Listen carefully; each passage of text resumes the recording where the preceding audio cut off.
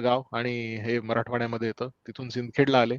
सिंदखेडहून मग ते बुऱ्हाणपुरा हांडिया, सिहोर करत त्यांनी अ, नदी एक ओलांडत अनेक त्याच्यामध्ये प्रवासातल्याही खूप बऱ्याच घटना आहेत. तर तिथे एक नदी येते घोडपछाड नावाची. तर ती गंभीर तिला आज ओळखलं जातं. ती गंभीर नदी जी आहे ती ओलांडायला सुमारे 1 महिना लागला मराठ्यांना. कारण ती नदी जी आहे ती खूप उफाणावरती आलेली होती. अनेक पूर आला नद्यांचं होता. पाणी तिच्यामध्ये पाणी येऊन मिळतं. त्यामुळे पूर आलेला होता. त्या मराठ्यांना नावं मिळत नव्हत्या. त्यानंतर मराठ्यांचं कसं आहे, की आता इथे अनेक राजकारण घडले, अनेक पॉलिटिक्स घडले या सगळ्या रूटमध्ये.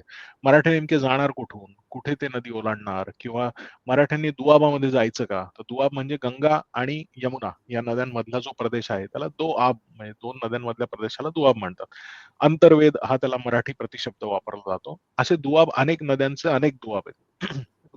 पानिपताच्या युद्धासंबंधी जेव्हा आपण दुआब हा शब्द वापरतो, त्यावेळी तो गंगा यमुनेमधला दुआब आहे असं आपण धरून चालावं ठरवून इथून पुढे.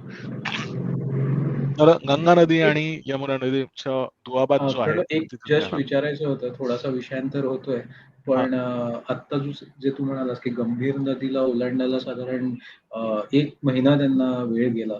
अ, खालनं येताना नर्मदा गेली, तापी गेली, त्या नद्या ओलांडत पुढे आले आणि मग त्या छोट्या कंपॅरिझन नदीला मध्ये उशीर झाला. अगदी छोट्या नदीला एवढा वेळ का लागावा? कारण वेदर पॅटर्न्स ना, की तुम्ही तुम्ही जेव्हा सुरू केला हा प्रवास मराठ्यांनी निघायला सुरुवात केली, तर त्यावेळेस जो होता मान्सून तोपर्यंत उफाणाला आलेला नव्हता. नद्या ज्या होत्या त्या नॉर्मल याच्यावरती होत्या. उतार जे असतात, त्या उतारांवरती तुम्हाला पास करणं शक्य होतं. नदीचे उतार त्या काळी प्रॉमिनंट असायचे आणि जिथे जास्त पाणी असायचं तिथे मग नावांचे पूल ज्याला पॉन्टून ब्रिजेस म्हणतात, तर ते पॉन्टून ब्रिजेस करून त्याच्यावरून पार करून जायचे. पॉन्टून ब्रिजेसची गरज जास्त तेव्हा पडत जाते जेव्हा नद्यांना उफाण आलेलं असतं किंवा नद्यांना पूर यायला सुरुवात झालेली असते. जसे जसे मराठे उत्तरेत सरकत होते तसं तसं मान्सून जो आहे तो सगळा पाऊस पाणी वरती सरकत होता आणि ज्यावेळी मराठे एकदम उत्तरेत जाऊन पोहोचले म्हणजे ते धौलपूर जवळ वगैरे जेव्हा जात आहेत तिथून पुढे तर अगदी म्हणजे पीक पावसाळा होता सगळा आणि या पावसाळ्यामध्ये या सगळ्या ज्या नद्या आहेत त्या पार करणं 1760 मध्ये फार मुश्किल होतं. आज सारखे ब्रिजेस वगैरे त्या काळी नव्हते. नदीचे उतार पाहावे लागायचे. ते नदीचे उतार जाणणारी काही स्पेसिफिक तिथली जी आहेत ती माणसं असायची, मंडळी बरोबर. असायची. त्या माणसांना ते उतार व्यवस्थित माहिती असायचे. मग त्या माणसांना आपल्याकडे ठेवणं गरजेचं असायचं. मग ते माणसं पण थोडेसे राजनीतीमध्ये इंटरेस्टेड असायचे, की कोण आपली बाजू जास्त घेतो. बरेच गुलाबसिंग गुर्जर वगैरे यांचे उल्लेख येतात त्या सगळ्या प्रकरणामध्ये. मग कोण कोणाला कशी वाट दाखवतोय याच्यामध्ये राजकारण बऱ्याचदा फिरलेलं आहे. तर थोडक्यात सांगायचं म्हणजे हो, तिथे पाण्याला फार तेव्हा पूर येण्याचं कारण की पावसाळा वाढलेला असतो तेव्हा आणि मग त्यामुळे सगळं पाणी जे आहे ते वाढलेलं होतं त्यावेळी. त्यामुळे मग तापी नर्मदा सारख्या मोठ्या नद्या ज्या आहेत त्या मराठ्यांनी ओलांडल्या परंतु ती छोटी नदी ओलांडायला मराठ्यांना तिथे भरपूर उशीर लागला. मुचकुंद तीर्थावरती मराठ्यांना भरपूर वेळ लागला. तिथे एक ते कालियवनाचं वगैरे मोठं प्रकरण आहे. तर ते आपल्या धार्मिक ग्रंथांमध्ये त्याचा उल्लेख आहे. ते महत्वाचं आहे. तेव्हा तिथे मराठ्यांनी मोठी पूजा मांडली. त्या मुचकुंद तीर्थावरच्या मुक्कामामध्ये खालून येणाऱ्या सैन्याला उत्तरेतलं सैन्य येऊन मिळालं. त्यामुळे तिथे एक मोठं मराठ्यांचं सैन्य जे आहे ते जमा झालेलं होतं मुचकुंद तीर्थावर. त्यामुळे थोडी ती सैन्याची वाट, थोडं ते पूजापाठ करत बसणं ह्यामध्ये बरोबर. पुष्कळ वेळ लागला मराठ्यांना तिथे. त्यामुळे ह्या सगळ्या कॉन्ट्रिब्युटिंग फॅक्टर्स होत्या, की मराठ्यांना उशीर का लागत होता. पण एक करत हा जो साधारण रूट आहे इथे तुम्हाला दिसतोय, हा तर मी पुस्तकामधनं घेतलेला आहे. परंतु चॅनलवरती परत मी पुन्हा तेच सांगतोय कारण आम्ही खूप मेहनत घेऊन चॅनलवरती व्हिडिओज करेक्ट, बनवले आणि करेक्ट. त्याच्यामध्ये हां, ॲनिमेशन वापरलेलं आहे आम्ही नक्की. आणि ते तुम्ही नक्की बघा आणि त्याच्यात जाऊन. अप्रतिम बनलेलं आहे. परत एकदा मी खरंच आपण बघण्यासारखं आहे. परत-परत बघण्यासारखं वाटतं ते. खूप छान ॲनिमेशन आहे तुम्ही केलं. खूप मेहनत ती दिसून येते केलेली तिकडे. Thank you. आपण पुढे सरकूया. तर ह्याप्रमाणे मराठे उत्तरेत जायला निघाले. मराठे उत्तरेत गेल्यानंतर मराठ्यांनी काय केलं, की मराठ्यांनी पहिल्यांदा दिल्ली गाठली. मराठ्यांनी दिल्ली ताब्यामध्ये घेतली. मराठ्यांनी दिल्ली ताब्यात घेतल्यानंतर तिथे एक महत्वाचं प्रकरण घडलं, की मराठ्यांना पैशाची कमतरता चणचण जाणवत होती. कारण मराठ्यांना तिथनं जे हुंड्या येणं अपेक्षित होतं, त्या हुंड्या काही येत नव्हत्या. अनेक व्यापारी जे होते, ज्यांच्याकडनं पैसे येणं गरजेचं होतं, त्यांनी असं सांगितलेलं होतं, की हे जे सगळ्या अ, स्वाऱ्या होत आहेत, त्या स्वाऱ्या शिकाऱ्यांमुळे आमचे जे उत्पन्नाचे सोर्सेस आहेत, आम्हाला ज्यांच्याकडनं पैसे येणे तेच येत नाही, तर आम्ही तुम्हाला देणार कसे ना? त्यामुळे मग मराठ्यांना पैसे उभे करणं हे खूप मोठं चॅलेंज झालेलं होतं. मराठ्यांबरोबर एवढं मोठं सैन्य मराठे ज्यावेळेस निघाले, पूर्वीची पद्धत अशी होती, की उदाहरणार्थ उत्तर पेशव्यामध्ये जेव्हा मराठे आणि विजय हे समीकरणच झालेलं होतं. मराठी जिथे जातील तिथे विजयीच होतील. त्यामुळे मग सैन्य निघालंय तर सैन्याच्या आश्रयाने मराठे हे बाजारबुणग्यांना किंवा इतर व्हिलेजर्सना घेऊन जात आहेत असं नसायचं. पण त्या काळी सिक्युरिटी एवढी नव्हती ना, दरोडेखोर रस्त्यामध्ये पकडायचे, तुमचं आहे ते सगळं लुटून घ्यायचे. त्यामुळे तीर्थयात्रेला जर कोणाला जायचं असेल तर लोक असे संध्या शोधायचे की कोण चालला, अच्छा ते सैन्य चाललंय का, हा मग या सैन्याच्या आपण आडोशाने जाऊया, सैन्याच्या सोबत सोबत राहत गेलो तर मग आपल्यावरती हल्ले होणार नाही. बऱ्याचदा मग काय असायचं सैन्यात, हा माझ्या मामाचा कोणतरी आहे, माझ्या काकाचा कोणतरी आहे, ओळखीचा आहे, असं करून करून ते एक एक एक एक एक एक ते लटांबर वाढत बरोबर. जायचं फार. तर ते असं करत करत मराठ्यांबरोबर नॉन फायटिंग जे होते ते लोकही पुष्कळ होते. या सगळ्यांना घेऊन जात जात मग ते काय असायचं की सैन्याचे बाजार लागायचे वेगळे. तर ते सैन्य जातं म्हणजे आजच्या आर्मी सारखं नव्हतं की प्रोव्हिजनिंग सगळं पहिल्यापासूनच होणार. सैन्याचे युनिट्स म्हणजे मग शिंद्यांचं सैन्य वेगळं, होळकरांचं वेगळं, पवारांचं वेगळं, गायकवाडांचं वेगळं, मुख्य जी हुजरात होती गुजरात वेगळी, पेशव्यांचं सैन्य ते पेशव्यांचं वेगळं. सैन्य. या सगळ्यांचे वेगळे वेगळे सगळे जे टाउन्स असायचे, टाउनशिपच लागायचे, तंबू लागायचे आणि तंबूंची शहरं लागायची ती छोटी छोटी. मग ह्यांचे वेगळे वेगळे बाजार असायचे. मग ह्या बाजारांमध्ये येऊन सामान विकण्यासाठी परवानगी जी हवी ती हुजुरांची हवी. मग ते बाजार मुंडक्यांसाठी लागणारं सामान, सैन्यासाठी लागणारं सामान, मग त्याच्यामध्ये मोठा एक इकॉनॉमिक्स आहे की मग खप बरोबर आहे. थोडा व्यापारी वाढल्यानंतर असायचे. व्यापारी असायचे. मग तेवढं उत्पन्न मिळतंय का? मग ते जर तुमच्याकडे खाणारी तोंड 10 आणि सप्लाय करणारे 2च पोते आहेत, तर मग त्या 2 पोत्यांचे भाव वाढणार. मग तो सगळा इकॉनॉमिक्सचा पार्ट तिथे सुरू होतो. सप्लाय कमी आणि डिमांड जास्त. मग असं करत करत तो सगळं त्या अडचणी भयंकर आल्या ह्या सगळ्या प्रवासामध्ये भाऊसाहेबांना. आणि सप्लाय कमी होत गेला आणि मग ज्यावेळेस दिल्लीत जाऊन पोहोचले त्यावेळेस पीक अडचणीला होतं. सैन्य फारसे पैसे मिळत नव्हते सैन्याला. आणि मग तेव्हा भाऊसाहेबांनी काय केलं ते उमेश सांगेल आता तुम्हाला. बरोबर, की पगारासाठी चणचण निर्माण झाली. जिथे आता सैन्याला पगार द्यायचे आहेत. तर मग त्यावेळी जे आपण जाणतो की जे पत्रे, जे सोन्याचे, चांदीचे पत्रे होते, ते त्यांनी काढून त्याची नाणी पाडली तिथे आणि तिथे पगार वाटलाय त्यांनी. हा खूप मोठी गोष्ट आहे, की जे पुण्यातलं आपलं जे मराठ्यांचं सैन्य होतं, छत्रपती शिवाजी महाराजांच्या नावावर जे हिंदवी स्वराज्याचं जे सैन्य होतं, ते सैन्य दिल्लीमध्ये जाऊन दिल्लीच्या राजदरबारातले म्हणजे त्यांचा जो काही हे होता तिकडे त्यांचे पत्रे काढून ते त्यांचा पगार देतायत, नाणी पाडून. ही खूप मोठं रेव्होल्युशन वाली गोष्ट आहे. जी म्हणजे त्या अर्थात काही जण म्हणतात भाऊसाहेबांनी त्या तख्ताला लाथ मारली वगैरे, तर असा काही उल्लेख काही कुठे सापडत नाही विशेष. पण ते पत्रे काढून त्याची नाणी पाडून त्याचा पगार मात्र नक्की वाटला. आणि मग इथून पुढे परत एकदा त्यांचा उत्तरेकडचा अजून प्रवास सुरू झाला, की ते कुंजपुऱ्याच्या दिशेने जे निघाले. प्रणव कुंजपुरेची लढाई आणि मी आणि प्रणव डिसेंबर महिन्यातच 1-2 वर्षापूर्वी जाऊन आलो. त्याचाही एक व्लॉग चॅनलवर बनवलाय. तो तिथे कुंजपुऱ्याच्या किल्ल्याची आज काय अवस्था आहे सगळं आम्ही बघून हो. आलो. ते एकूणच सगळं मगाशी भीषण. आम्ही उल्लेख केला याचा हो. आणि मी लिंक्स देतोय परत डिस्क्रिप्शन मध्ये. Yes, thank you so much for that. लोकांना अतिशय ते म्हणजे बघायला तर आवडेलच ते. म्हणजे आज तिथे काय आजची परिस्थिती आहे त्यामध्ये. सद्यस्थिती काय आहे बरोबर, आणि बरोबर, सगळ्या मार्गावरती जिथे तुम्ही बरोबर, फिरला बरोबर. अतिशय पाहण्यासारखं आहे. पुष्कळ भारताची पोस्ट फाळणी जी दिल्ली झाली 1947 मुळे, हो, त्यामुळे तिथला भूगोल फारच बदललाय आजकालचा खूप सगळा. बदललंय. अलॉटमेंट झाल्या सगळ्या, लोक जे आहेत ते किल्ल्याच्या आतमध्येच गाव आहे हो, ते आता सगळं. त्यामुळे ते लोक बरं. किल्ल्यामध्येच राहतात. थोडस अगदी शिल्लक आहे तिथे. तर उमेशने सांगितल्याप्रमाणे आपण तिथे नाणी पाडली मुख्य. पण त्यावेळेस काय झालं, मराठ्यांच्या गुप्तहेरांनी मराठ्यांना एक बातमी आणली की इथून उत्तरेला गेल्यानंतर कुंजपुरा नावाचा एक किल्ला आहे आणि तिथे अब्दालीने त्याच्या परतीच्या प्रवासासाठीचं जे सगळं राशन पाणी आहे, जी सगळी रसद आहे, तर ती त्या किल्ल्यामध्ये साठवून ठेवलेली. तिथे खूप सारं धान्य साठवून ठेवलेलं आहे असं मराठ्यांना कळालं त्यावेळी. ते कळायचा अवकाश की मराठ्यांनी लगेच मोहीम आखली की आता जायचं आणि पहिले ते ताब्यात घ्यायचं, कारण ते हवं होतं सगळं आपल्याला त्यावेळी. त्याच वेळेस बरेच राजकारणी इतरही चालली होती. कोणाच्या नाराज्या चाललेल्या होत्या. जाटांना काहीतरी दिल्लीमध्ये हवं होतं. त्या वजिराला दिल्लीत काहीतरी हवं होतं. मराठे सारखा विचार करत होते की नदी ओलांडून पलीकडे जाऊन अब्दालीवरती छापा टाकावा का? अब्दालीला जोडणारे सैन्य कुठून कुठून येत होते? अहमद खान बंगशाचं सैन्य कुठून येत होतं? मग मराठे त्याच्यामध्ये जाऊ शकतायत का? याचाही मराठे बेत करत होते. पण येणं केणं प्रकारे जे घडलं नाही. जे घडलं ते सांगतोय मी आता, की पुढे मराठे कुंजपुराला गेले. बरोबर. कुंजपुराला मराठ्यांनी वन साइडेड विक्टरी जी मिळवली, आपण जे म्हणतो तसं. अब्दुल समद खान नावाचा पठाण होता एक तिथे. हा अब्दुल समद खान जो आहे याची अनेक राजकारण आहेत. हा कधी मराठ्यांच्या बाजूने होता ज्यावेळेस बरोबर. रघुनाथराव गेले उत्तरेमध्ये त्यावेळेस त्यांनी मराठ्यांना मदत केलेली होती. नंतर जेव्हा त्या झेंड्याखाली सगळे एकत्र झाले त्या त्या बाजूने तो गेला पुन्हा शाह वलीउल्ला देहलवीच्या आमंत्रणाने. मग तो अब्दुस समद खान जो होता तो परीख सांभाळून होता आणि किल्ल्याच्या आतमध्ये जो होता तो याचा जावई नजीब खान रोहिल्याचा जावई जो होता तो आतमध्ये होता. त्याने काही तिथं जे आहे ते सगळं धान्य आणि पैसे जे आहेत ते लपवून ठेवलेले होते. मराठे गेले, इब्राहिम खान गारद्याच्या तोफा कडाडल्या तिथे आणि मराठ्यांनी दोन प्रहारामध्ये तो किल्ला जिंकून घेतला असं वर्णन त्याचं मिळतं. तोफांनी जोरदार काम केलं एकदम. दिल्लीच्या मुक्कामातही इब्राहिम खान गारदीच्या तोफांनी जोरदार काम बरोबर. केलेलं होतं. दिल्लीचा किल्ला जिंकताना दिल्लीचा किल्ला गार्द्याच्या जिंकताना तोफांनी खूप मोठं काम केलं. हो, तिथला एक पूर्वेच्या बाजूचा तो बुरुज आहे त्याच्यावरती मराठ्यांनी खूप तोफा मारल्या. तर त्याचे व्रण जे आहेत तर ते आजही दिल्लीला तुम्हाला पाहायला मिळतं त्या बुरुजावरती. तर ते तेव्हाच आहेत असं हे होतं.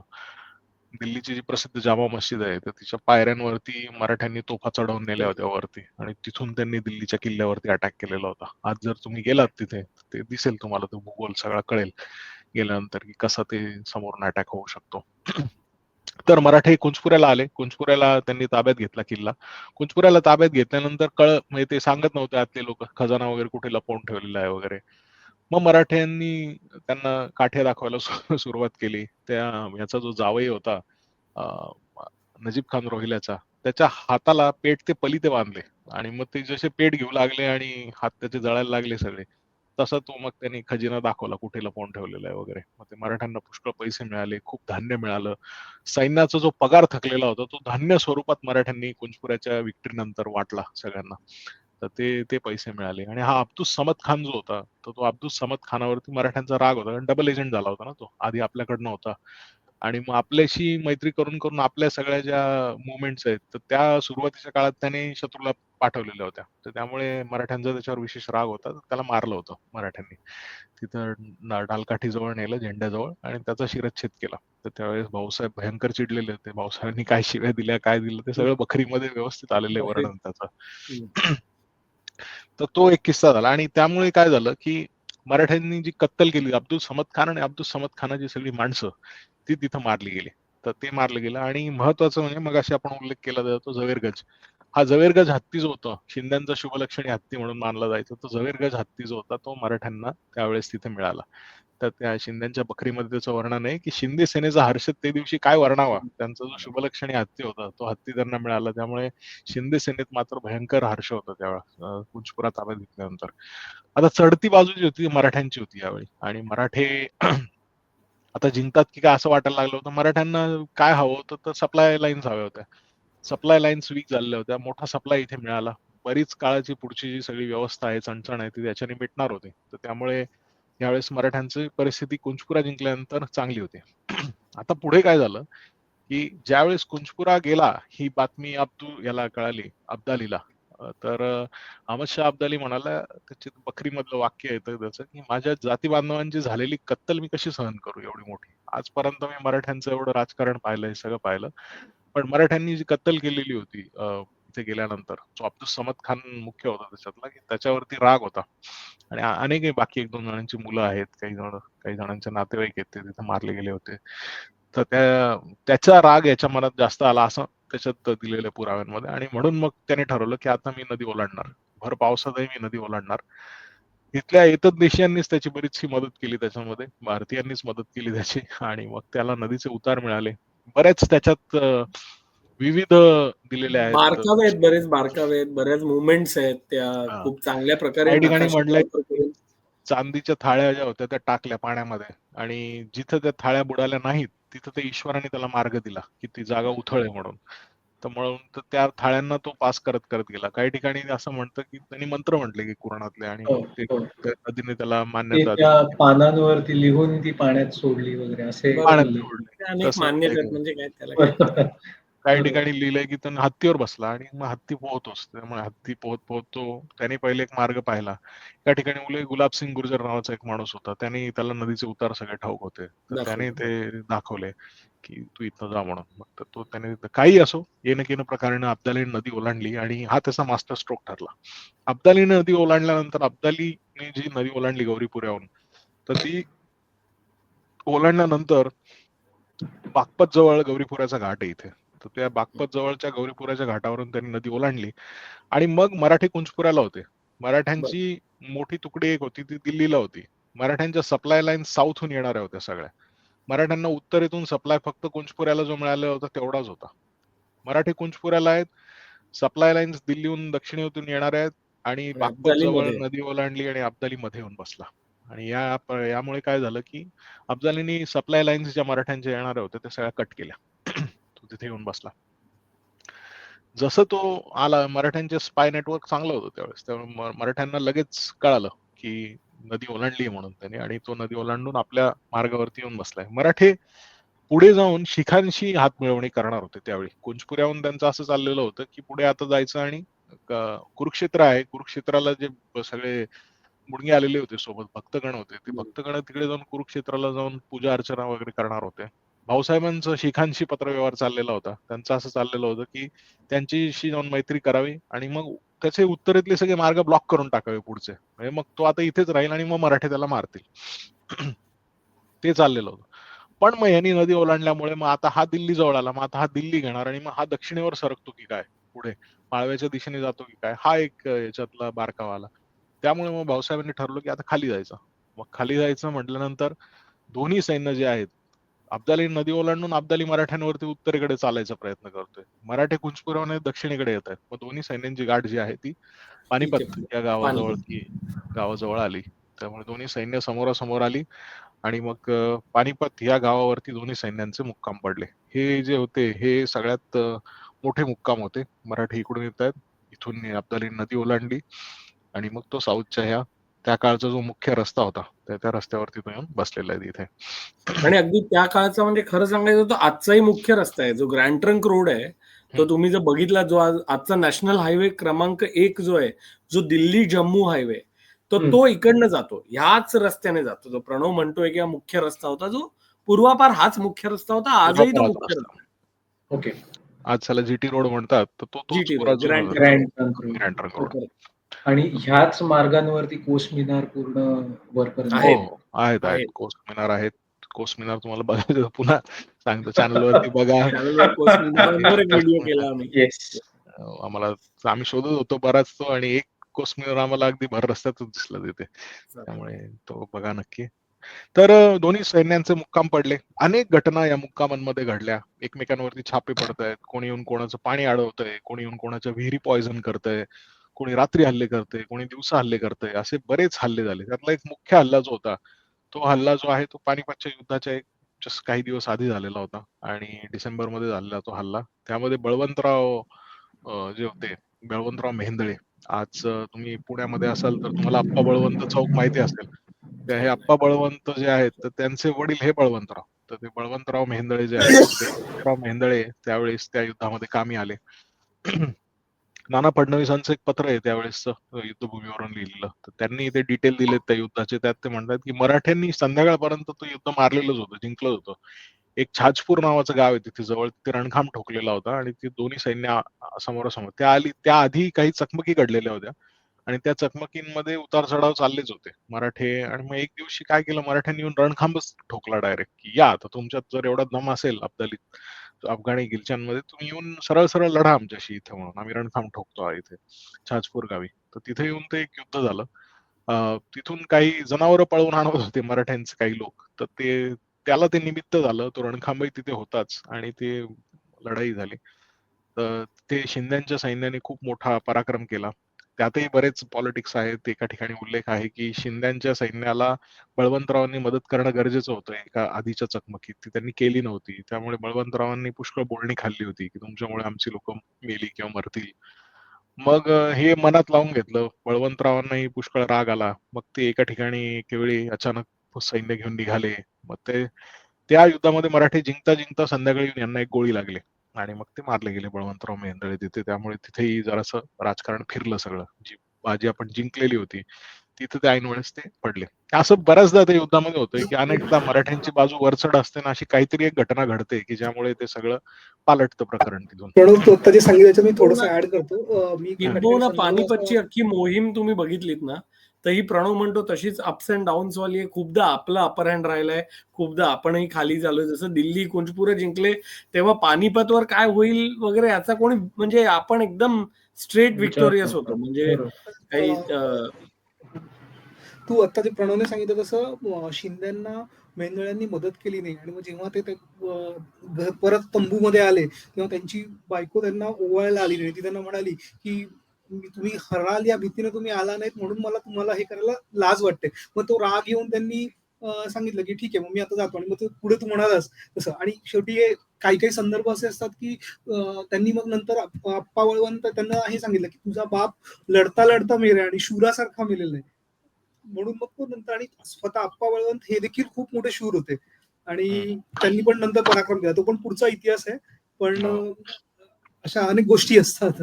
अनेक बखरी कादंबरी आहेत ना, किस्सा बराच रंगवला गेलेला आहे. तिथली जी घटना आहे सगळी ती. त्यात अनेक किस्से आहेत. पण हो, आप्पा बळवंत मारले गेले. आप्पा बळवंत मारल्यानंतर त्यांची बायको जी होती ताई मेंदळे, ती तिथे पानिपतच्या रणांगणावरती सती गेलेली आहे. तिचा सती चौथरा अनेक वर्ष तिथे होता. आम्ही तो शोधण्याचा प्रयत्न केला. आम्हाला तो सापडला अशात ती गोष्ट नाही. काही सती चौथरे सापडले तिथले आम्हाला. पण तिथे ती ताई मेंदळे पानिपतच्या रणांगणावरती सती गेलेली बाई आहे. अशा घटना तिथे घडतायत एक. आप्पा बळवंताला भाऊसाहेबांच्या मांडीवर दिलं त्यावेळी, की याचं आता पालन पोषण तुम्ही करा. आता बाप गेला आणि ती सती चालली बाई. अशा एक घटना घडतायत. काय की त्या छावणीचं मनोबल त्यावेळेस किती असेल, कसं असेल अशा घटना घडत असताना.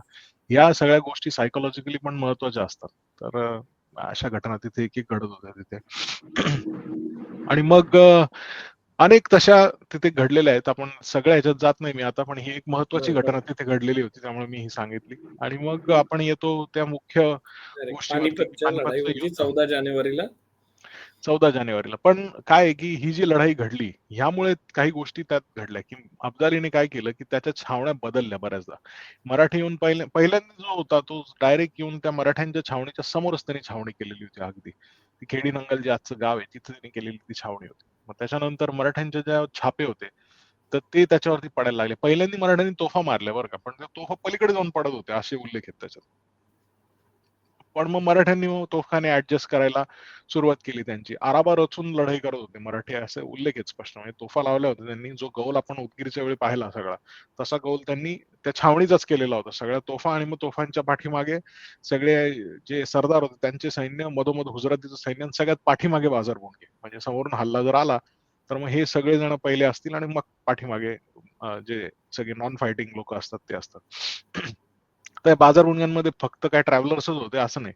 एवढं मोठं सैन्य जातं ना, त्यांच्यावर तो सप्लाय लाईन्स ज्या असतात त्या सगळ्या हँडल करणारी पण लोक असतात. वंजारी लोक असतात, त्याच्यामध्ये धान्य सप्लाय करणारे व्यापारी असतात, बरोबर, त्याच्यामध्ये लोहार घोडे, असतात, सतत लोहार असतात, सुतार बरोबर असतात, सुतार असतात. घोड्यांची काळजी घेणारे असतात. या येस. सगळ्याचे बारकाईने अगदी हिशोब, ताळेबंद, खर्च सगळे अवेलेबल आहेत नंतर मिळालेले.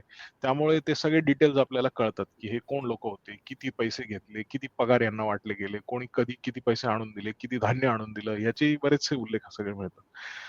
काही कारणाने मग हे सगळे जे हल्ले होत होते त्यामुळे अब्दालीला 3 वेळा त्याची छावणी बदलावी लागली. त्याला 3 पालट असं आजच्या अभ्यासाच्या याच्यात म्हणतात. सगळ्या जे अभ्यासक मोठे-मोठे आजपर्यंत होऊन गेले, यांनी याचे सगळ्यांचे अंदाज घेतलेले आहेत. अगदी पूर्वापारपासून राजवाड्यांनी कागदपत्र आणली तिथपासून ते आत्ताच्या मनोज धाणींपर्यंत अनेकांनी अभ्यास केला याचा आणि वेगवेगळ्या प्रकारे स्वतःचे निष्कर्ष त्यांनी मांडलेले आहेत, की छावणी कुठे होती. मग युद्ध झालं त्यावेळेस उग्राखेडी नावाचं एक गाव आहे, तिथे त्याची छावणी होती असा आत्ताचा लेटेस्ट निष्कर्ष आहे. सिवा गावाच्या जवळ काही छावण्या होत्या, तिथे एक सैन्य होतं ते आहे. छाजपूर नावाचं हे तुम्हाला इथे गाव दिसतंय बघा, मी जे म्हणालो की मुख्य छाजपूरची लढाई झाली ती इथे होती. मराठ्यांनी हा रणखांब इथे लावलेला होता. रिसालपूर नावाचं एक गाव आहे. आज जिथे पानिपतचं स्मारक बांधलेलं गेलेलं आहे, तर तिथे मराठ्यांची पूर्वी ती मूळ छावणी होती. जिथे काळा आंब्याचं झाड आहे, जिथे आज काला आंब म्हणून दाखवलं जातं ते. काल स्मारक दाखवलं जातं. आज ते स्मारक झाड दाखवलं. नाहीये. त्या झाडाचं काय झालं पाहूया आपण पुढे. पण हे जे अब्दालीचे जे 3 छावण्या होत्या मुख्य, तर त्या आहेत तिथे. आणि ही 14 जानेवारीच्या दिवशी सकाळची साधारण परिस्थिती होती. छावणी पाठीशी घेऊन साधारण मराठ्यांनी जी आहे, तर ती व्यूहरचना आपली केलेली होती. याच्यामध्ये मराठ्यांच्या ज्या तोफा होत्या सगळ्या, तर त्या तोफा आरामात रचून ठेवलेल्या होत्या.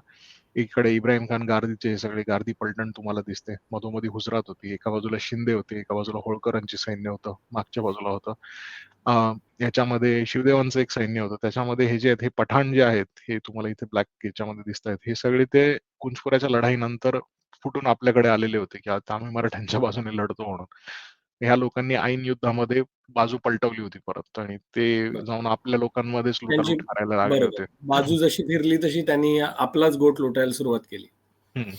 मध्ये गुजरातीचं मोठं सैन्य, याच्यातले सगळे प्रॉमिनंट योद्धे होते. यांचे घोडे उच्च जातीचे होते, उमदे घोडे होते अगदी. सगळ्या उत्तम त्यांच्याकडे सगळ्या बंदुका, तोफा आणि तलवारी वगैरे असायच्या. आणि मग एक फ्लँक जी होती ती सगळी शिंद्यांनी सांभाळलेली होती. असं आणि मग समोरच्या बाजूला अब्दाली, त्याचा वजीर शाह खान, अहमद खान बंगश, औधेचा सुभेदार शुजा-उद-दौला. शुजा या शुजाची शुजा-उद-दौला. भरपूर बॅक स्टोरी आहे. हा कसा मराठ्यांकडे शुजा-उद-दौलाची येणार मोठी बॅक स्टोरी आहे. तो खूप बंगालच्या मोठी म्हणजे नवाबाची. आपण हं. आपण त्याला हात पण नाही लावलेला. पण हा मराठ्यांच्या बाजूने हो. होता पूर्वी आणि मग तो ते हो. शाह वलीउल्ला देहलवीला घेऊन ज्यावेळेस नजीब-उद-दौला गेला त्याच्याकडे, त्यावेळेस तो राजकारण फिरला आणि झालं. तो त्याच्याकडे गेला. मग बरोबर. युद्धानंतर शुजा-उद-दौलाने मराठ्यांचे मृतदेह घेऊन त्यांचं मग चंदनाच्या ह्याच्यावरती अंत्यसंस्कार वगैरे केले. तर ते सगळे त्याचे उल्लेख मिळतात. पण हा मराठ्यांकडे येणार होता. हे हिरवे सगळे रोहिले, गंगापारचे रोहिले, नजीब खान रोहिला त्यांचा मुख्य. त्यानंतर शाहनवाज, शाह वली खान, जहान खान, अताई खान. अताई खानाची तर रिझर्व्ह तुकडी होती, जी नंतर येऊन ऐनवेळी युद्धात सामील झाली.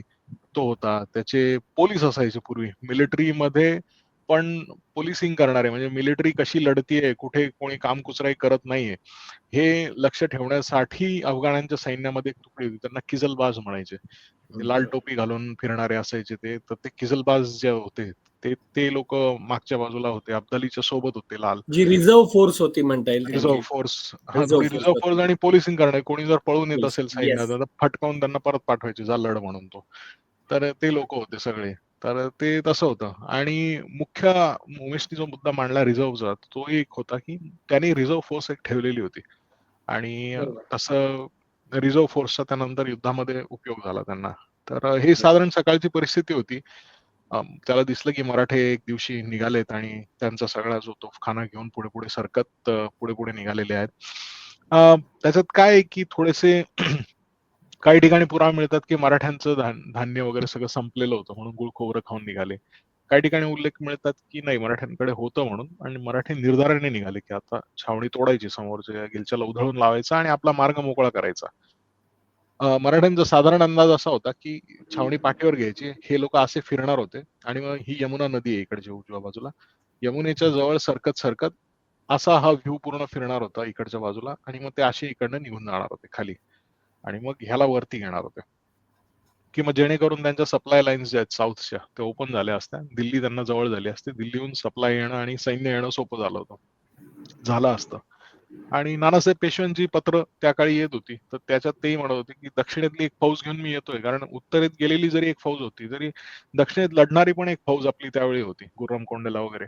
आणि मग तिकडनं लोकं येऊन जॉइन होणार होते, की ज्यांनी पुढे नंतर उत्तरेत बरेच पराक्रम केलेत. तर पराक्रम विसाजी केले. पंत हो. बिने विसाजी कृष्ण बिनेवाले वगैरे त्यांची बिलकुल. नावं मिळतात सगळे. तर ही लोकं होती सगळी. तर मग ते येणार होते. तर त्यामुळे मराठ्यांचा एक असा अंदाज होता, की दिल्लीपर्यंत पहिल्यांदा जाऊन पोहोचावं. असं. आणि मग युद्ध जे आहे ते ॲक्चुअली सकाळी सुरू झालं. युद्धामध्ये मराठ्यांनी जोरदार पहिले तोफा दणाणल्या सगळ्या आणि इतका जोर होता मराठ्यांचा, की अब्दालीला सगळं हँडल करणं मुश्किल होत होतं सुरुवातीला. ही पहिली परिस्थिती आहे सकाळची. शेजवलकरांच्या पुस्तकात दिलेली. ही पूर्णपणे बरोबर आहे का असं नाही, पण एक इझिली चित्र हाताशी मिळालं म्हणून मी हे टाकलेलं आहे. ह्यातही बऱ्याच सुधारणा आहेत नंतर झालेल्या. तुम्ही त्या डॉक्युमेंटरीत पुन्हा जाऊन बघा. पण शाह अली खान जो त्याचा वजीर होता अब्दालीचा, तर त्या शाह अली खानाचं सैन्य सर्वात पहिल्यांदी समोर गेलेलं होतं. आणि दुपारी 11-12च्या सुमारास जेव्हा युद्ध सुरू झालं त्याच्यानंतर, तर त्याला इतकं फटकावलंय मराठ्यांनी, इतकं मारलं त्याचं सैन्य, सगळं मारून काढलं, की ते पळायला लागले होते. विंचूरकरांचं आणि विठ्ठल शिवदेव विंचूरकर, यशवंतराव पवार, शमशेर बहादूर हे सगळे गुजरातीत मुख्य लढत होते. तर त्यांचं लढत होती. सैन्य जे आहे त्यांनी शाह अली खानाच्या सैन्यावरती मोठा अटॅक चढवला आणि तोफांच्या मागूनच ते तरी लढत होते आणि शाहवली खानाचं सैन्य आहे ना त्यावेळेस मार खाऊन पळायला लागला. तर त्या बखरीमध्ये जो उल्लेख येतो की तो शाहवली खान वजीर म्हणाला, अरे तुम्ही कुठे पळताय म्हणून, आमचं आणि अफगाणिस्तान खूप लांब आहे, तुम्ही पळून जाणार तरी कुठे, आपलं घर लांब आहे फार अजून, तुम्हाला तुम्हाला इथे लढावंच लागेल, ते तुम्ही जिंकाल नाही तर मराल पण तुम्हाला इथे लढावं लागेल म्हणून. म्हणून तो असं म्हणणं की खाली बसला आणि माती खायला लागला बुवा, असं आपल्या मराठ्यांच्या बखरीमध्ये उल्लेख आहे की तो रडवेला झाला तो आता की काय मार खातायत, पळून जातायत सगळे म्हणून. इथं त्याची परिस्थिती दिसते आणि ह्याच टर्निंग पॉइंटला एक मराठ्यांची पण परिस्थिती एका ठिकाणी येते की तोफांच्या मागून लढणारं जे मराठी सैन्य होतं ते शत्रूला पळून जाताना बघून आता तोफांच्या पुढे आलं. तर ते पळणाऱ्या सैन्याच्या मागे आपले लोक त्यांचा पाठलाग करायला लागले आणि इथे तो कौल जो आपला जो प्रोटेक्ट करत तो होता आपल्याला तो साधारण फुटला. ज्यावेळी आपलं जेव्हा सैन्य प्रणव म्हणाल तसं त्यांच्या मागावर निघालं त्यावेळी गार्द्याला तोफा बंद करायला लागल्या, कारण आपल्याच तोफांच्या अंडर आपलंच सैन्य यायला लागलं समोर. बरोबर त्याच्यामुळे जो बरोबर तोफांचा मारा होता आणि त्यावेळी महत्वाचं की फॅक्टर प्रणव सांगेलच पुढे की त्यांच्याकडे जे जंबूरक होते, जे उंटावरच्या मुव्हिंग मोबाईल फिरत्या तोफा तोफा होत्या, फिरत्या तोफा फिरत्या होत्या, तोफा बरोबर. त्यांनी पण खूप गेम चेंजर ठरल्या त्या सुद्धा. आणि हे पुढे गेलेलं आपलंच सैन्य आपल्याच तोफांच्या माऱ्यामध्ये येऊ नये म्हणून गार्द्याला तोफा बंद करायला लागल्या. त्याच्यामुळे जे आपण अनेकदा अभ्यास करताना आपण असा विचार करतो की जी सैन्याची सुसूत्रता होती आणि जे काय म्हणूया जे डिसिप्लिन्ड सैन्य होतं ते थोडं इथे डिसिप्लिन पुढे मागे झाला आणि त्यामुळे थोडंसं काय म्हणूया की आपली जी चढती कमान होती ती त्या स्ट्रॅटेजीमध्ये आपण थोडे मागे पडायला लागलो आणि नंतर दुपारनंतर एक अप्रिय घटना घडली आणि मग नंतर अनफॉर्च्युनेटली आम्ही नेहमी सांगायला आम्हाला खूप जड जातं की तिकडनं माझी सगळी उतरण सुरू झाली. बरोबर. तर मग इथे काय होतं, अंताजी माणकेश्वर असतील, शमशेर बहादूर असतील, हे बरोबर. जोराने लढत होते. तर पवारांचं सैन्य आणि यांचं विठ्ठल शिवदेव विंचूरकरांचं सैन्य जे आहे ते गौल पडून पुढे गेलं. आणि मग काय झालं की ते तोफांच्या पुढे आल्यामुळे मग अफगाण्यांच्या सैन्याला दिसलं की आता तोफा मारा करू शकत नाहीत, कारण त्यांचं सैन्य पुढे आलं. मग ह्यांनी चढाई केली. मग ह्यांनी चढाई केल्यानंतर आपल्या लोकांनी थोडासा मार खाल्ला. मग आपली लोक पुन्हा मागे आली. मग पुन्हा ते गौलामध्ये आली. मग पुन्हा युद्धाला तोंड फुटलं. मग जोरदार तिथे युद्ध चालू होतं.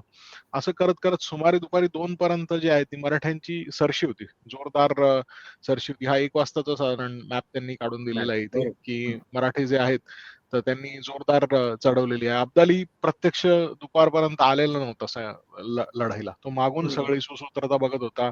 कोणाला कुठे रिइन्फोर्समेंट्स पाठवायच्या, कुठे काय करायचं हे सगळं पाहत होता. आणि ह्या दरम्यान मराठ्यांची चढाई इतकी जोरदार होती की मग अब्दाली आता जनान खाना त्याचा हलवायच्या ह्याच्यात होता, की त्याच्या बरोबर जे लोक होते सगळे महत्वाचे, त्याचे बायका, मुलं, महत्वाचे सरदार, यांना सगळ्यांना घेऊन तो आता दिल्लीच्या दिशेने मागे सरकायचा किंवा पळून जाण्याच्या बेतामध्ये होता. आणि याच वेळेस जिजालाची एक गोळी आली आणि ती गोळी येऊन याला लागली, विश्वासरावाला लागली. आणि विश्वासराव त्यावेळेस जे होते तर ते घोड्यावरती होते आणि दिलपाक नाव दिले त्यांच्या घोड्याचं. दिलपाक घोड्यावरती बसून, पांढरा शुभ्र घोडा होता, त्याच्यावरती बसून ते लढाई करत होते, सैन्याला बळ देत होते, गुजरातीमध्ये पुढे होते, ते तिरंदाजी करत होते. आणि त्यावेळेस येऊन त्यांना एक ती गोळी लागली आणि गोळी लागता क्षणीच त्यांचा तिथे मृत्यू झाला त्या ह्याच्यावर घोड्यावरती. आणि मग तिथे काय असतं की नामधारी नेता जरी तो असला, जरी भाऊसाहेब सगळं बघत असले, तरी नेता गेला की मराठ्यांनी कच खायचे मराठे, हे पूर्वीपासून आपल्याला दिसतं. तर त्याच्यामुळे मग एक तो मोठा सेटबॅक लागला आणि सेटबॅक लागल्यामुळे भाऊसाहेबांनी तरी पटकन नेतृत्व स्वतःच्या हातामध्ये घेतलं. त्यांना हत्तीवरती हलवलं. तिथे बापूजी महादेव हिंगड्यांचे मुलगा होता बहुतेक, त्र्यंबक बापूजी होते. तर त्यांना की बापूजी महादेवच होते, बापूजी महादेव होते बहुतेक. त्यांना घेऊन ते प्रेत घेऊन वरती हत्तीमध्ये वरती त्या हौद्यामध्ये बसवलं आणि मग तो हत्ती एकीकडे केला. भाऊसाहेब हत्तीवरती होते, ते घोड्यावरती आले. मग भाऊसाहेबांचं एक घोड्याचं वर्णन आलेलं आहे तिथे. मग भाऊसाहेबांनी नेतृत्व सगळं जे होतं ते हातामध्ये घेतलं आणि मग भाऊसाहेब वाक्य येतात, बखरीमधलीच वाक्य आहे भाऊसाहेबांच्या कैफियतीतली, की मी आता नानासाहेबाला कसं तोंड दाखवू, की आता पुतण्या मारला गेला, त्याचा मुलगा मारला गेला, जो माझ्या भरोश्यावरती नानाने पाठवलेला होता, तर मी त्याला जबाबदार होतो, असं म्हणत मग भाऊसाहेबांनी थोडीशी हे केली आणि मग पूर्ण निर्धाराने ते बॅटलमध्ये उतरले, की आता मी अब्दालीचा शिरच्छेदच करणार म्हणून. अब्दालीच्या विषयीचं त्यांचं आधीच्या दिल्लीच्या मुक्कामाचं पण एक वाक्य आहे, की आता हा सामना जो आहे तो युद्धाचा पात्र काठोकाठ भरलं वगैरे नंतरच आहे. पण आधीच्या याच्यात एका पत्रामध्ये उल्लेख आहे की एकतर मी अब्दालीचं मुंडकं कापून आणून पुण्याच्या वेशीवर टांगेन, नाही तर अब्दाली माझं मुंडकं कापून नेऊन कंधारच्या वेशीवर टांगेल. इतका तो निर्णायकी सामना झालेला होता. इतके भाऊसाहेब त्यावेळेस शिगेला पेटलेले होते. ते प्रत्यंतर त्या पत्राचं त्या ऍक्शन मध्ये दिसतं इथे युद्धभूमीवरती. मराठे पूर्ण हिरेला पेटले, भाऊसाहेब खाली उतरले आणि तोफांच्या पुढे आलेले होते आता मराठे, त्यामुळे तो गौल तसाही फुटलेला होता. यावेळेस मुख्य कोण होते तर शमशेर बहादूर होते, यशवंतराव पवार होते, एक तुकोजी पवार म्हणून नाव येतं, एक तुकोजी शिंदे म्हणून नाव येतं सॉरी, आणि मग साबाजी शिंदे वगैरे हे लोक त्यावेळेस तिथे लढत होते. जनकोजी शिंदे होते, त्यानंतर महादजी शिंदे होते, ते माझी शिंद्यांकडून तिथे लढत तरुण होते. होते खूप, पण अंताजी माणकेश्वर होते, ते लढत होते. यशवंतराव पवार होते. भयंकर तिथे युद्ध झालं आणि तुकोजी शिंदे आणि यांनी या शमशेर बहादूरांनी यावेळेस भाऊंना सांगितल्याचा उल्लेख आहे की तुम्ही काढता पाय घ्या आता युद्धातून, तुम्ही निघा आता, इथे सरशी त्यांची व्हायला लागलेली आहे, आपलं सैन्य जे आहे ते मागं पडतंय आता, तर तुम्ही निघा. पण मग तेच भाऊसाहेबांनी जे सांगितलं की आता मी याच्या माझ्या भरोश्यावरती तो आला बरोबर होता आणि तो तुम्ही मेल्यानंतर मी कसं जाऊ. हा. बरोबर. गुरुवर्य निनाद बेडेकरांच्या पण व्याख्यानातून आणि तुम्ही सगळ्यांनी ऐकलं असेल की लढाईच्या आधी इब्राहिम खान गारदियाने पत्रांचा गठ्ठाच त्यांच्या समोर टाकला होता भाऊसाहेबांसमोर, की मला इतकी समोरनं बोलावणी येत आहेत की तू इस्लामचा शिपाई असून तू त्यांच्याकडनं काफिरांकडनं लढतोयस वगैरे. तर त्याचा त्यावेळी मुद्दा बेडेकर पण आमच्याशी बोलताना सांगायचे आम्हाला नेहमी, की त्याचा भाऊसाहेबांकडे एक नेहमी मुद्दा असायचा की माझ्याकडे तोफखाना आहे आणि तुमच्याकडे घोडदळ आहे.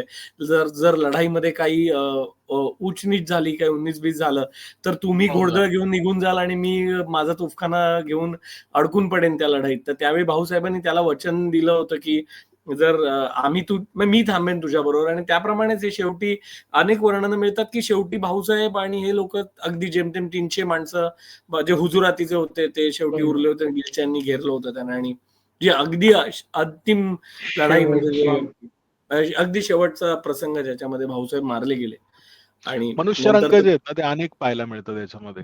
आता यांनी इब्राहिम खान गारदेचा उल्लेख केला म्हणून एक जाता जाता सांगतो की इब्राहिम खान गारदेचे जे लोक होते ना ते पगारी कंपू होते सगळे, त्यांना सॅलरी मिळायची व्यवस्थित. आणि नंतर नंतर जेव्हा मराठ्यांना पैशाची चणचण भासत होती ना, तर त्यावेळेस काय होतं की भाऊसाहेब यांचे पगार वेळेवर देत होते, जसे कसे मॅनेज देत करून होते. देत होते. आपली लोक जी आहेत बाकी शिंद्यांची, होळकरांची, यांना पैसे वेळेवर मिळत नव्हते. त्यांचं कसं होतं की त्यांना पगार शिंदे होळकरांकडून मिळायचे. शिंदे होळकरांना त्यावेळेस जे अलॉटमेंट होतं ते एक तर जहागिरीतनं यायचं, नाही तर युद्धावरती आहेत तर त्यावेळी सरकारातून त्यांना पैसे देणे आहे. त्यांना मिळत नव्हते, ह्यांना मिळत होते. मग शिंदे होळकर कधी कधी त्यांना म्हणायचे की ह्याला का पैसे दिले जात आहेत, आमच्या नाराजी होत सैन्यात होती. बरोबर. उपाशी आहे आणि त्याला मिळत नाहीये. असं म्हणतात. एका ठिकाणी उल्लेख आहे की युद्धाच्या आदल्या रात्री इब्राहिम खान गारदी गेला आणि त्यांनी पगाराचे पैसे पुन्हा मागितले. तर भाऊसाहेब तेव्हा म्हणाले की आता पैसे नाही आहेत, इतके दिवस मी तुम्हाला दिले, आता पैसे संपलेत म्हणून. तो इब्राहिम खान गारदी म्हणाला की ठीक आहे, आज पैसे नाहीत, हरकत नाही, आजपर्यंत तुम्ही पैसे दिले, पण आजपर्यंत तुम्ही पैसे का दिले हे आम्ही उद्या रणांगणात तुम्हाला दाखवून देऊ म्हणून. आणि असं म्हणून मग त्यांनी जे सुरुवातीला बार लावले सगळे तोफांचे, तर तो त्याच्या याला पूर्ण उतरत होता. त्यांनी पूर्ण जे जागला. काय बरोबर. जागला, त्याच्या वचनाला तो पूर्ण जागला इब्राहिम खान गारदी.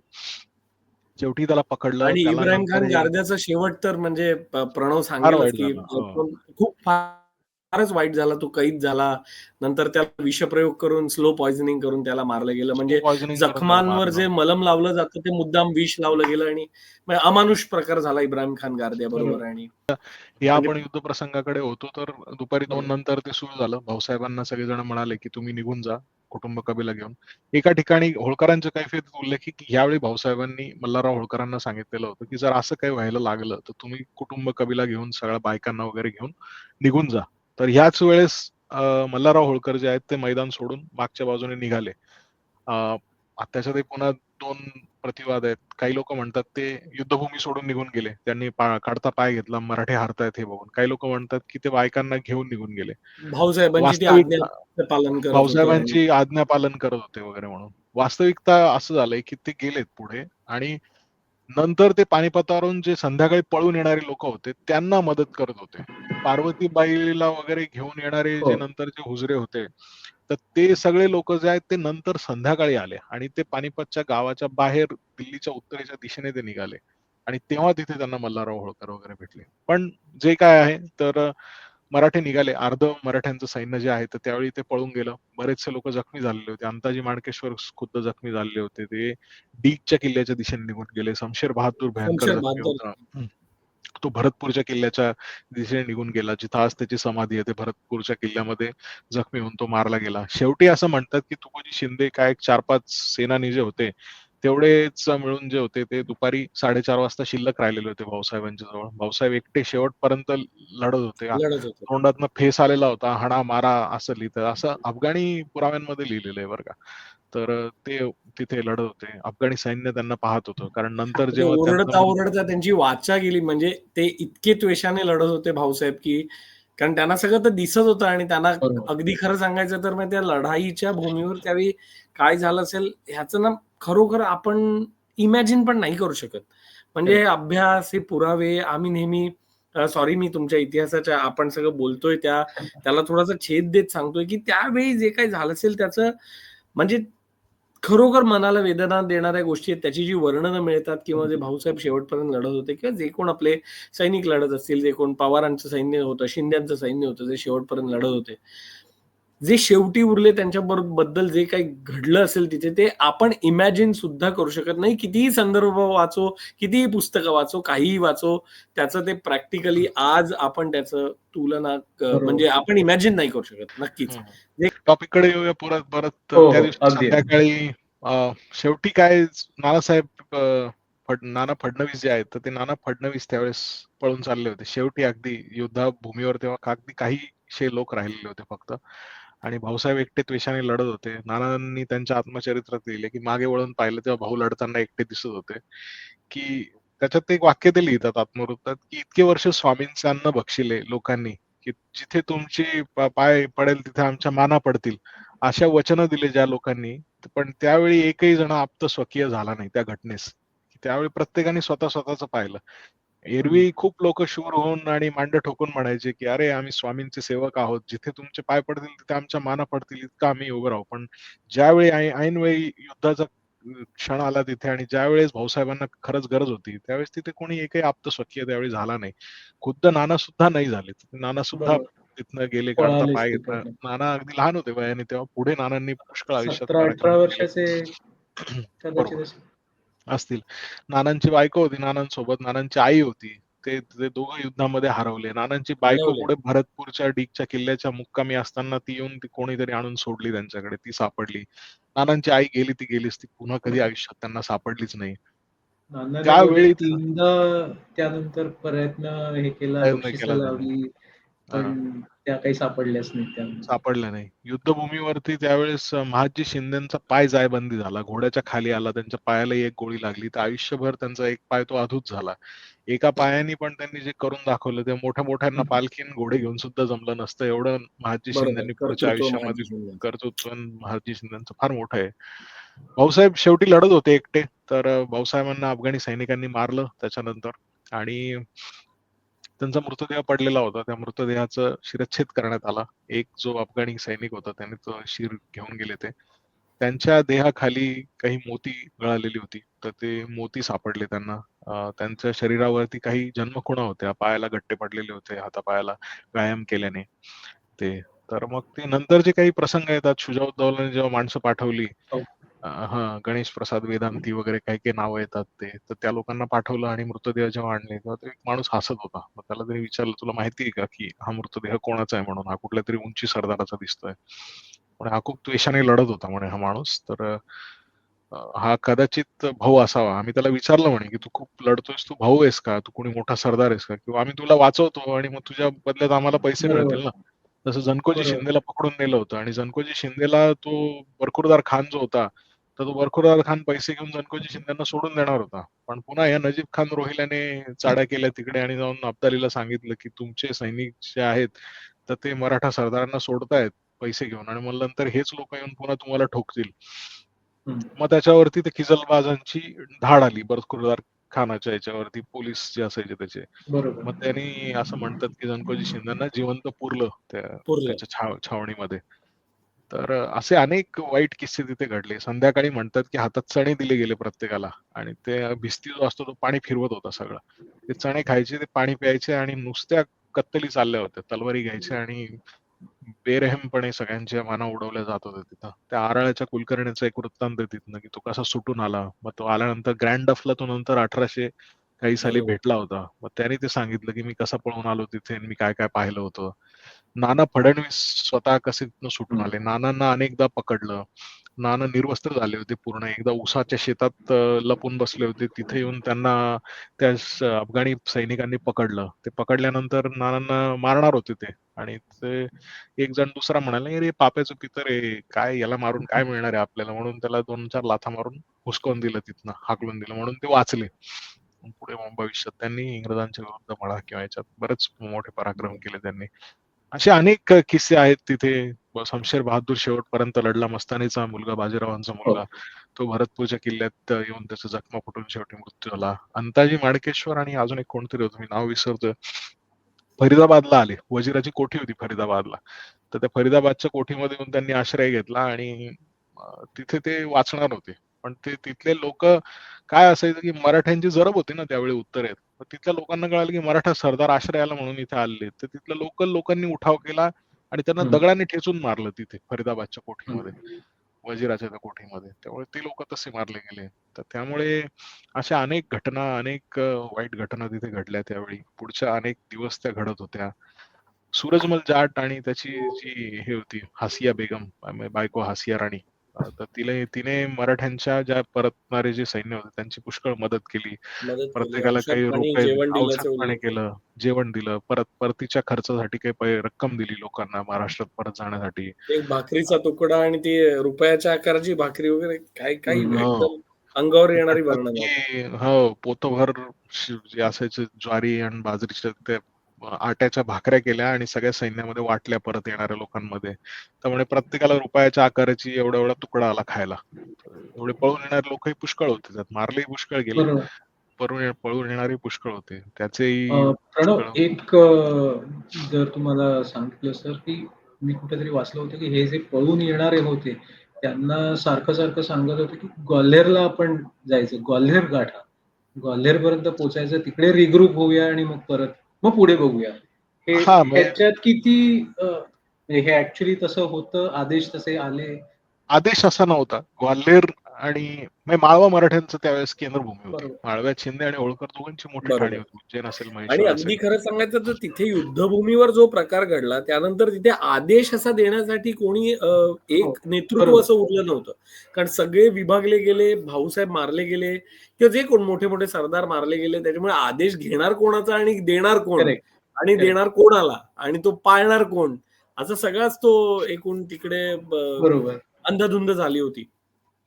नानासाहेब पेशव्यांचे किस्से आहेत. नानासाहेब पेशवे परतीच्या म्हणजे येण्याच्या प्रवासात होते. तोपर्यंत तेव्हा काय मोबाईल फोन किंवा असं काही नव्हतं ना, की लगेच काही बरोबर. तिकडे युद्धात काय झालं ते लगेच इकडे कळेल WhatsAppवर वगैरे असं काही नव्हतं तेव्हा. बरोबर. बातम्या यायला तेव्हा 27 दिवस लागायचे वरतून पुण्याला बातमी यायला. पानिपतच्या मोहिमेत लिहिलेली पत्र 20-20, 21 दिवस, 27 दिवस, 24 दिवस अशा दिवसांनी मिळालेली पत्र आहेत. जी पायवस्ती आणि वगैरे बघितलं आपण जर पत्रांची, तर त्याच्यावरून कळतं कधी पाठवलंय, कधी मिळाले. त्यामुळे ते पानिपतचं युद्ध तिकडे होऊन गेलंय 14 तारखेला हं, आणि हं. 18 तारखेचं एक पत्र आहे नानासाहेब पेशव्यांचं, जे पाठवलेलं आहे भाऊसाहेबांना, की मी येतोय, तुम्ही त्याला असं अडवून धरा, मी मागच्या बाजूने सैन्य घेऊन येतो, मग आपण त्याला अडकवू कात्रीमध्ये आणि हे करू. नाना पुष्कळ आजारी होते त्यावेळेस. त्यांचं बरेच 2-3 वर्ष आजारपण चाललेलं होतं. त्यांच्या लग्नाचा किस्सा अनेकदा निघतो, की हो. तिकडे मराठे हं, पानिपतावरती हं. युद्ध करत असताना इकडे पेशवे लग्न कसं करतायत. तर तो त्या काळचा बरोबर. समाज आहे. त्या समाजाच्या रूढी परंपरा असतात. असं एक प्रवाद आहे त्याच्यात, की अ, नानासाहेब अशी मुलगी शोधत होते लग्नासाठी, की जिच्या कुंडलीत पती दीर्घायुषी असेल असे योग असतील. असं योग धरून असतील. म्हणून हां. म्हणून ते पैठणचे सावकार होते वाखारी नाईक म्हणून. त्यांच्या मुलीशी ते लग्न केलं. तो आंतरजातीय विवाह त्या काळच्या रूढीप्रमाणे होता. देशस्थानची ती मुलगी बरोबर. होती. पेशव्यांचं कुटुंबीय जे होतं ते कोकणस्थ होतं. अनेक प्रवाद आहेत असे अनेक त्याच्यात काय म्हणतात ते, की अनेक अंडर प्रवाह करंट्स आहेत. एक मतप्रवाह आहे, अंडरकरंट्स की ते सावकार होते. त्यांच्याकडनं हो. आर्थिक मदत मिळणार होती. त्या बदल्यात त्यांनी अ, लग्न करून घेतलं. असं बरोबर. बरेच म्हणजे त्याला हे आहेत. होतं काय, की तशी ही लढाई इतिहासात जरी म्हटली तरी अगदी आत्ता झाली. अर्वाचीन बरोबर. काळामध्ये झालेली लढाई. त्याचे पुरावे आणि कागदपत्र खूप खूप अवेलेबल आहेत. त्यामुळे हे सगळे अंडर करंट्स जे आहेत ते जेव्हा आपण अभ्यास करतो तेव्हा कळतात. पेशव्याची एक चाल, भाऊसाहेबांची एक चाल चालू आहे. तिकडे गिलच्याच्या बाजूने काय होत आहे, ते सगळे सरदार आहेत, त्यांची मनधरणी आहे एक एक. सरदारांच्या बाजू आहेत. दामाजी गायकवाडांचा किस्सा आहे की दामाजी गायकवाडांना राग होता पेशव्यांवरती, पण ते पेशवे शेवटी स्वामी त्यांचे ते डाव्या हाताने मुजरा करायचे आणि मग ते मग ते जेव्हा यायला तयार नव्हते, भाऊसाहेबांनी त्यांची मनधरणी केली, मग ते उजव्या हाताने मुजरा करायला लागले. असे अनेक छोट्या-छोट्या गोष्टी आहेत, अंडर करंट्स आहेत त्या ह्याच्यामध्ये. ते सगळे समजून घ्यावे लागतात आपल्याला आणि तेव्हा ते पानिपतचं युद्ध सगळं समजतं. तथापि हे सगळं झाल्यानंतर पुढे पुन्हा 25-30 वर्षामध्ये मराठ्यांनी उत्तरेमध्ये पुन्हा वर्चस्व प्रस्थापित केलं. मराठ्यांची जी सेना त्यावेळी दक्षिणेत होती, त्यात रामचंद्र गणेश कानडे असतील, विसाजी पंत बिनीवाले असतील, महादजी शिंदे जे तिथून वाचून आले. एक पाय जायबंदी झालेला होता, परंतु मिलिटरी अॅक्युमेन त्यांचं पुष्कळ होतं. त्यांनी फ्रेंचांचे सेनापती तिथनं निवडले काही हो. बेनवाड, डुप्लेसी वगैरे हे लोक होते सगळे. तर त्या सगळ्यांना जवळ घेतलं. एक राणे खान म्हणून होता त्यावेळेस, तोही त्यांचा एक मोठा सेनापती झाला. या सगळ्यांनी मिळून दिल्लीवर पुन्हा मराठ्यांनी वर्चस्व स्थापित केलं. हा एक पुन्हा एक मोठा अभ्यासाचा वेगळा विषय आहे. आपण जे म्हणतो की युद्धाचं मी सुरुवातीलाच म्हणलो, युद्धाचा परिणिती काय झाली किंवा परिणाम काय झाला. 1760चा डाव्या बाजूला तुम्हाला नकाशा दिसतोय, 1795चा उजव्या बाजूला दिसतोय. आपण पंजाब गमावलं या युद्धामुळे. मराठ्यांना पुन्हा कधीही पंजाबमध्ये जाता आलं नाही. परंतु अब्दाली पुन्हा कधी खैबर खिंड ओलांडून नंतर दिल्लीच्या दिशेने आला आणि आपण म्हणूया दिल्लीच्या त्याने दिशेने. व्यास सतलजवर आला सांगणारच नाही. होतो की हे खैबर खिंड ओलांडली त्यांनी. चित्रपट याच्यामध्ये सांगतात की परत अब्दाली कधी आला नाही, तर तसं काही नाही. अब्दालीने पुन्हा 2 स्वाऱ्या अब्दाली आला. केल्यात.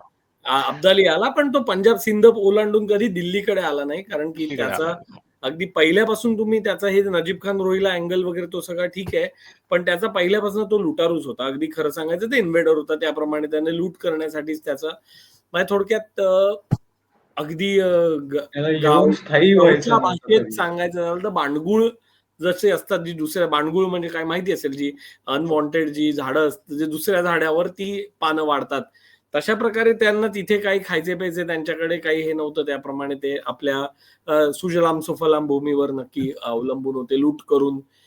त्या तसं तो तो अँगल आहे. त्यामुळे तो लुटीसाठी जरूर आला. एकदा नाही, बहुधा 2दा आलाय.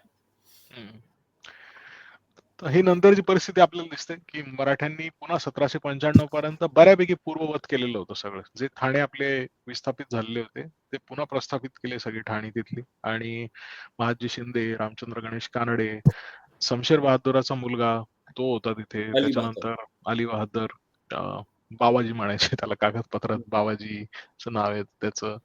त्यानंतर बरेच सरदार आहेत. रामचंद्र गणेश कानडे एक आहेत. त्यांनी पुष्कळ कारण पत्थरगडला गेले मराठे. नजीब खानावरती एवढी चीड होती मराठ्यांची की त्यांनी पत्थरगडची समाधी तोफा लावून उडवून दिली सगळी त्याची. नजीब खानाचा मुलगा जावेता खान म्हणून होता, तो पुढे शीख झाला. एवढा कडवा मुसलमानाचा मुलगा तो की ज्यांनी सगळ्या भारतातले मुसलमान एकत्र केले होते मराठ्यांशी लढण्यासाठी.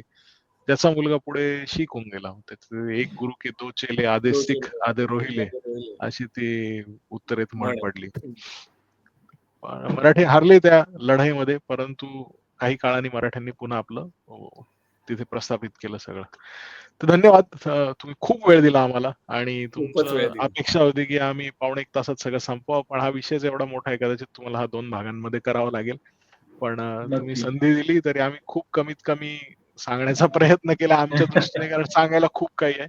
पुन्हा एकदा सांगेन की सगळ्यांनी नक्की ती आमची डॉक्युमेंटरी पहा, आपल्या परिवारामध्ये शेअर करा. खूप मेहनत घेऊन आम्ही ती बनवलेली आहे आणि थोडा वेळ लागतो ती पाहायला, परंतु सगळ्यांनी ती नक्की पहा. तसेच व्लॉग्स आहेत, आजची परिस्थिती काय आहे ते दाखवणारे, ते सुद्धा पहा. बरोबर आहे. पण तुम्हाला जर इतिहासाची आवड असेल तर हेही सांगतो की साधारण 5 एपिसोड आहेत आणि साधारण ऑन अन ऍव्हरेज 30 मिनिटाचा एक एपिसोड आहे. म्हणजे 2.5 तासाचा एक चित्रपट पाहतोय असंच तुम्हाला ते वाटेल. कारण आमचे असे इतिहासप्रेमी अनेक मित्र होते ज्यांनी ऍट वन गो 5 एपिसोड बघून they treated as a one movie. त्यांनी एक चित्रपट म्हणून त्याला बघितलं आणि 2.5 तास आपण बसलो की साधारण एक चित्रपट बघतो. तसं त्यांनी ती अख्खी पानिपतची आमची सिरीज बघितली. म्हणणारच होतो की आपण नेटफ्लिक्स वरती बिंज वॉच करतो सिरीज अख्ख्या रात्र बसून.